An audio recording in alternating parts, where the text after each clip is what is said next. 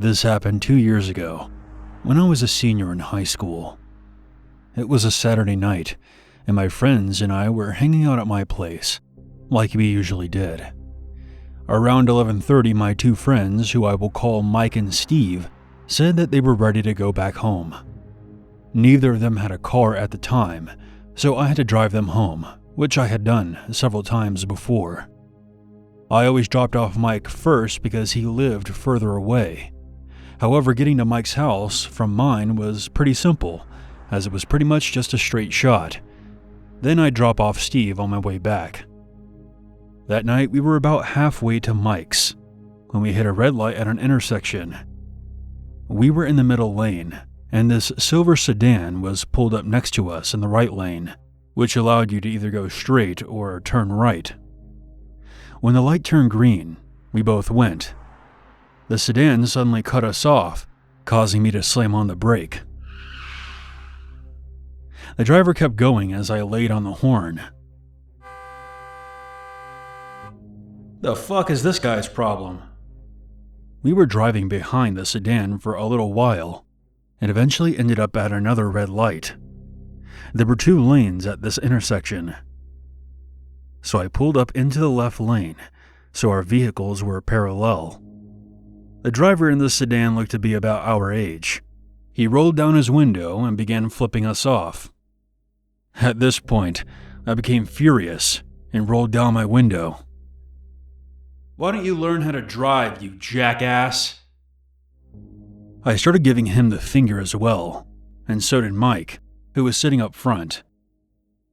Steve was a pretty chill guy and just sat back and enjoyed the show, as Mike and I were getting into it with the guy. He started asking us if we wanted to fight, which I thought was hilarious, since there were 3 of us and 1 of him.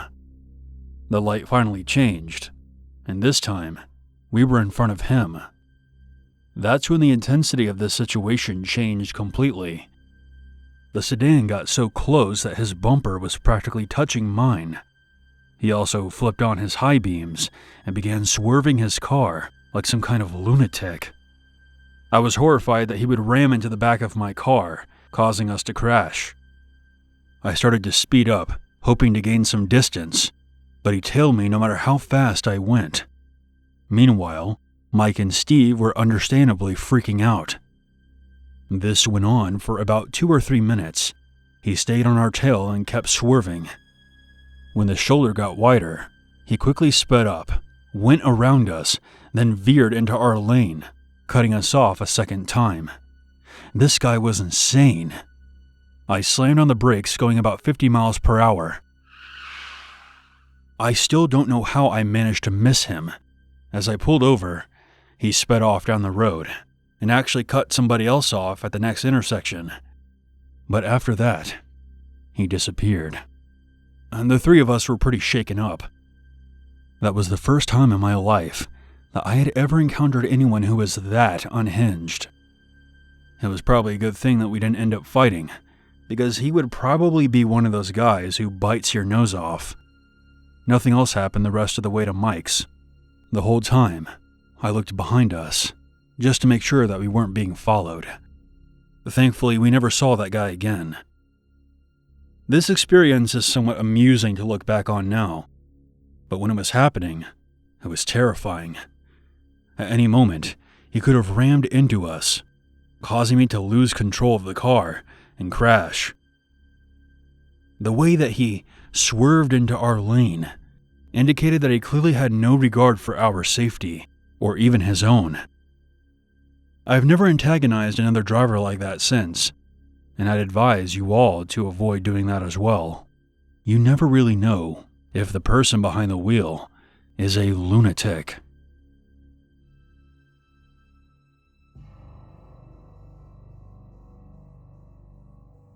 I was about 5 years old when this happened. It's one of the only vivid memories I have from that time in my life. My family is originally from Europe, but later immigrated to America. My grandmother would come to visit us for about 3 months every year. During the summer in question, my grandmother was staying with us, and she planned on taking me to the local park near my house. I was waiting in the driveway while she was inside, gathering up a few things. I then noticed a black car slowly cruising down the street before coming to a stop in front of my driveway. I didn't find it unusual at first. Perhaps they were just using the driveway to turn around. Then, a black male exited the car and began walking toward me.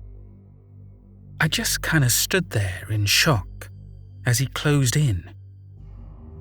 The man then outstretched his hands like he was going to grab me. I remember thinking that he was the boogeyman, and I stood there, frozen, as he came within a few inches of reaching me. But I finally was able to snap out of my trance and backed away until I got to the front door and started banging on it to alert my grandmother. I heard the man behind me saying something under his breath before he ran back to his car. My grandmother opened the door as soon as he backed out of the driveway and sped off down the road. I told her what just happened, but she was a stubborn woman and didn't believe me. Looking back, I don't blame her. I was known for having quite the imagination, but this was not one of those instances where I was making something up for attention. Now that I'm older, the situation frightens me even more. Some random stranger pulled into our driveway and tried to snatch up a child in broad daylight.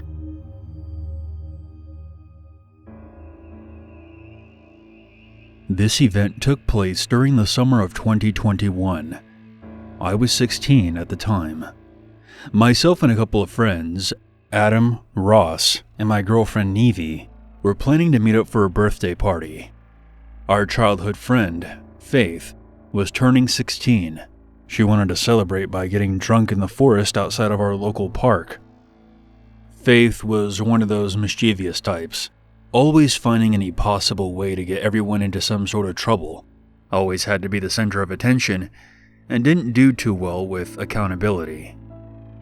So later that day, we all met up outside of a local shopping center, where we waited for a taxi to take us to the party. Our parents weren't really clued in on what was happening.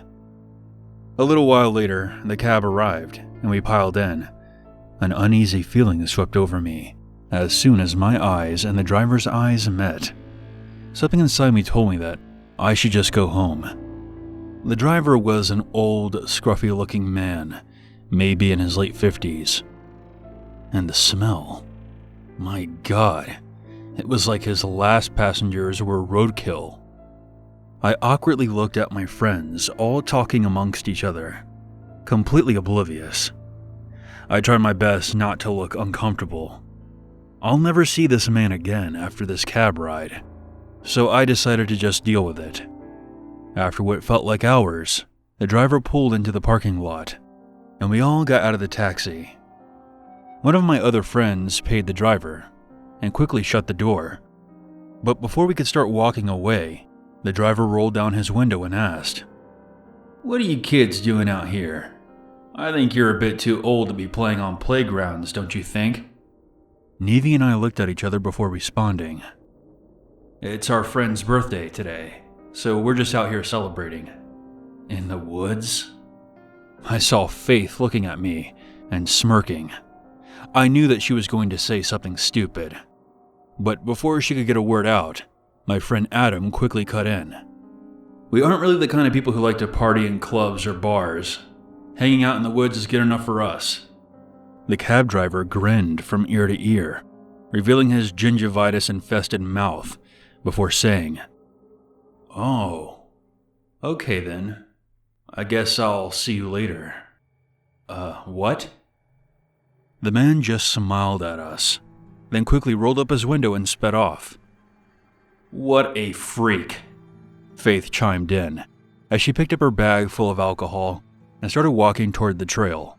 We then followed her into the woods.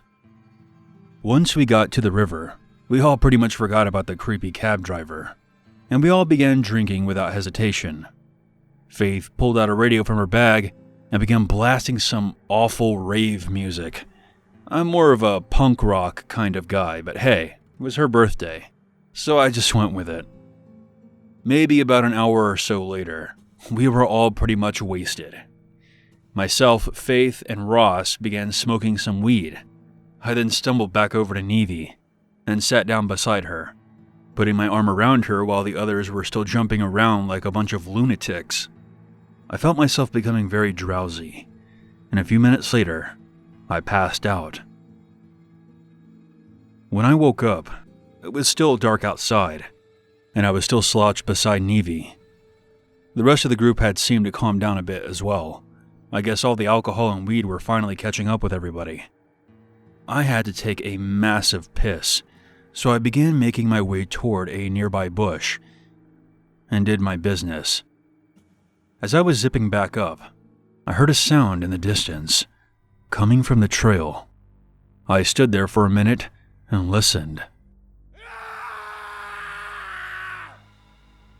It sounded like a man screaming at the top of his lungs. I quickly ran back to the others and turned off the radio. "What the fuck?" shouted Faith. I motioned for her to be quiet, but of course, she was not going to listen.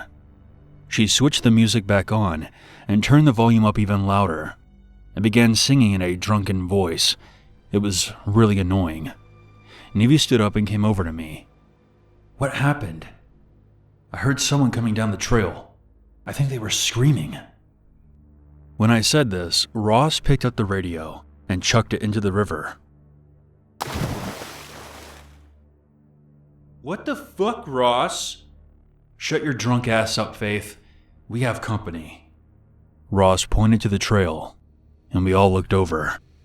My heart sank as soon as I saw a figure standing there, blocking the path. The man came out from the trees. We saw that he was holding a knife in his hand and was almost completely covered in a dark liquid. In his other hand, he was holding a carcass. Holy shit. I grabbed Nevy's hand as she stood behind me. "What do you want, man?" The man began mumbling to himself and laughing, shaking the dead animal as if it was some kind of trophy. The poor thing was a dead rabbit. The man then threw the rabbit onto the ground, right in front of us. Faith then stood up. "Get the fuck out of here, you freak!" She then picked up an empty bottle and threw it at the man, almost hitting him. The man stopped laughing and then glared at us. "You are really going to regret that." He then began charging towards us. "Run!" We all sprinted deeper into the woods. I was still holding Nevy's hand, basically forcing her to get in front of me. Ross was trailing behind us a bit. As we ran, I could hear the man chasing after us, still screaming like a maniac. I felt like my heart was going to explode out of my chest. After what felt like forever, I finally saw a road approximately 60 feet away. I glanced behind me to see if the man was still there. And of course, he was, and he was gaining on us. Suddenly, I saw a pair of headlights approaching in the distance. I began waving my arms frantically, desperately trying to get the driver's attention. The deranged man clearly noticed the headlights as well, because he stopped chasing us and watched as we all made it out to the road. All of us were waving our arms trying to get the driver to stop. The headlights were coming from a minibus, which thankfully came to a stop. A middle-aged man quickly rushed out of the vehicle. "What's going on here? Are you kids okay?" "No, there's a psycho in the woods trying to kill us." "Well, come on then. I'll get you guys out of here." I cannot explain to you how lucky we were that a man driving an empty minibus happened to be traveling down that road. As he began to pull away, I look back, and I shit you not. Standing in the road, I saw the man who had chased us out of the woods. But then, someone else emerged from the trees and stood next to him. I told the others what I saw as the bus pulled away. I then looked at Faith. She could tell that I was clearly pissed off at her. What the fuck were you thinking? I'm sorry, okay? You could have gotten us all killed. I sat back down next to Nevy, trying my best to calm down. I know that most of you are probably wondering why we didn't call the police. In all honesty, none of us wanted to own up to drinking. We thanked the guy for saving our asses, but he wanted to know more about what exactly happened back there. We just kind of stonewalled him, for the reason that I just mentioned. When he dropped us off at the shopping center, he said that he would call the police and report the incident. We all exited the bus and just sort of ran away. After that night, none of us wanted to hang out with Faith anymore. This wasn't the first time that her reckless behavior got us into trouble. Sure, a knife-wielding maniac in the woods is cause for concern, but you don't have to throw a fucking bottle at him. Perhaps there would have been a chance he would have left us alone if she hadn't done that. But then again, maybe that wasn't the case, because I still wonder about that second person that appeared on the road that night. Something deep down tells me it was the cab driver. I just can't overlook that strange remark he made after he dropped us off. I guess I'll see you later.